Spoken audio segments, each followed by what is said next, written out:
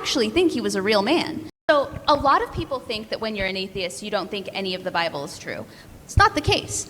I think that the Bible is much like any story being told to me by any person. Parts of it are going to be true, and parts of it are going to be fabricated or remembered incorrectly, or some of it just fake. So, for example, Jesus shows up in so many different places. I actually think he was a real man. I do. I think he existed. I don't know what he looked like. I don't think he looked like my friend Elliot over here. But I don't think that he had magic powers or miraculous abilities.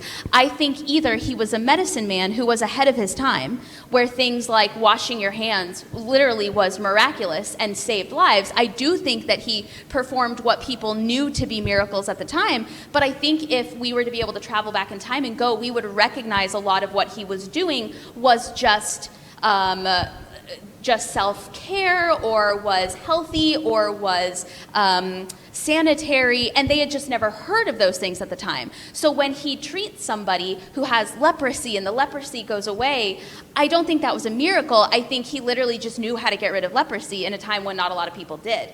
I don't think that he was able to divide bread and fish between a million people. I think a real man who did some wild stuff that nobody had ever seen before really existed. I think he was really crucified by the Romans because they thought that he was the Son of God, and they believed everything they were hearing. But I also think the story of Jesus and Jesus' travels and meeting so many people, the game of telephone really widespread some of the things that he did. So maybe he helped somebody with a skin condition, but by the time it got to Egypt, or by the time it got to Jerusalem, or by the time it got wherever it went, he had rose from the dead, and he had gotten this guy to walk who couldn't walk, and that's why Jesus was crucified, because of rumors, some of which are based in fact, and others of which were just because he was the most miraculous person anybody had ever met at the time.